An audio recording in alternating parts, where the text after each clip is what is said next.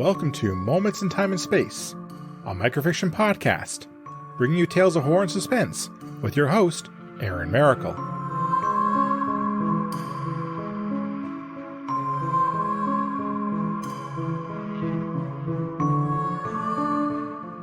Hello everyone. Collectors are an incredible dedicated group of people. Some of them will go to any extreme to get that special piece that will set them apart from their peers.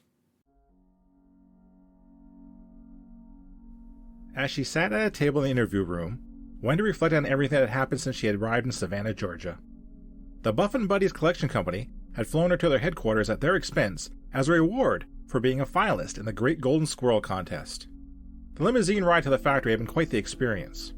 Wendy had never had the opportunity to enjoy such luxury before, and she hoped she would again. Even if she was not the grand prize winner, Wendy was promised a large cash sum that would be sure to soothe any sense of loss she experienced. Upon her arrival at the factory, Wendy was hustled into a lavish lounge where she met the other three finalists. There was Bob from South Dakota. Wendy did not care for his sour face, and he came across as a man who only saw profit in his collection. Angie was a tall, thin girl from Texas. She was a quiet, mousy sort of thing who barely said two words when asked anything. This was in stark contrast to Mary Jo from Tallahassee, Florida. The large woman stressed Tallahassee to make sure she wasn't lumped in with all the other pretend Floridians. Her constant giggling was only slightly more annoying than her habit of bragging about her collection with every second sentence she said. Wendy was thankful when they were split up for interviews and paperwork to avoid hearing Mary Jo say, "Eyes on the prize," one more time. A young lady in a nicely tailored business suit entered the interview room with a stack of papers in her arms. She flashed Wendy a bright smile and began to run down what the next steps of the contest would be. Once Wendy and the others had signed the appropriate waivers and forms, they would be allowed to compete for the Golden Squirrel. Upon completion, a dinner would take place and the winners would return home tomorrow. "So, any questions?" the young lady asked as Wendy signed paper after paper. Not really," Wendy replied. "What's the final contest involved?" "That's a surprise. To make it fair for everyone." "Oh, okay." The young lady flipped through the papers, nodding her head. "It looks like everything here is in order. In a few moments, the door behind you will open. You can walk into the studio and wait for further instructions." On cue, the door behind Wendy clicked and swung open. Beyond it was mostly darkness with a single light source in the middle of the room. The light shone down on a podium containing a glass case holding a stuffed golden squirrel. "Good luck," the young lady said. Wendy thanked her and rose from her chair. She slowly walked through the door and into the darkened studio. It was eerily quiet, but she felt the presence of others in the room with her.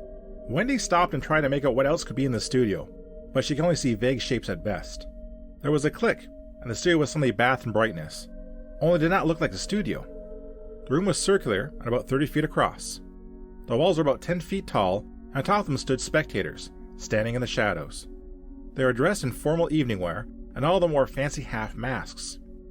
A man with broad shoulders dressed in a red suit appeared at a raised dais directly across from Wendy, and the spectators began to cheer. The figure smiled and raised his hands for silence. Someone handed him a microphone, and he tapped it to make sure it was on before speaking into it. "Ladies and gentlemen, allow me to introduce our 4 competitors for tonight's contest." A gravelly voice to Wendy's left shouted, "What the hell is this?" She turned and saw the other 3 finalists were also standing in the strange room. The owner of the gravelly voice was Bob. He made no attempt to hide the rage in his face as he addressed the man in the red suit. "Hey, Chili Pepper, what's going on? Where's the contest?" Bob demanded.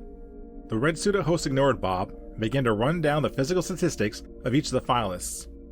Wendy moved closer to Bob and kept staring around the room. It finally began to dawn on her what the purpose of it was. "I think this is an arena," Wendy said. "What kind of an arena?" Bob asked. The red-suited man handed up to the crowd. "The betting window closes in 2 minutes, so don't delay, folks. Don't get shut out." Wendy spied Angie feeling on the walls as if trying to find a way out. She noticed Mary Jo was slowly walking around the arena with a large grin on her face and offering waves to the crowd. Bob just crossed his arms and looked sternly at the red-suited host standing high on his dais above them all. After 2 minutes had passed, a buzzer rang out that made Wendy jump. Panels on the walls of the arena slid down and revealed a multitude of edged weapons. Swords of all sizes, axes, and some weapons that Wendy did not even recognize were now readily available to be acquired. All of them looked lethal. What are those weapons for?" Wendy whispered. "They are for us," Bob replied. "This is the final contest." The red-suited man pumped his fist and the crowd roared. "Here we go, folks. Winner takes all. Only one that will walk out with the golden squirrel and their life. The only rule is there are no rules. Wendy blinked and put her hands to her mouth. They want us to kill each other.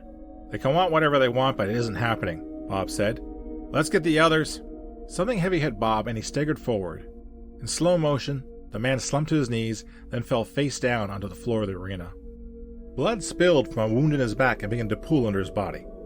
Wendy screamed, and she saw Mary Jo looming over Bob with a large axe held in both her hands. The head of it was wet with blood. She raised it once more before she brought it down on Bob's neck. The red-suited man roared, "1 down and 3 to go! It looks like we've got an early favorite here!"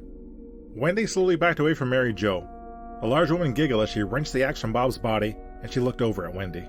The woman from Tallahassee hefted her weapon and began to stalk Wendy as the crowd cheered her on.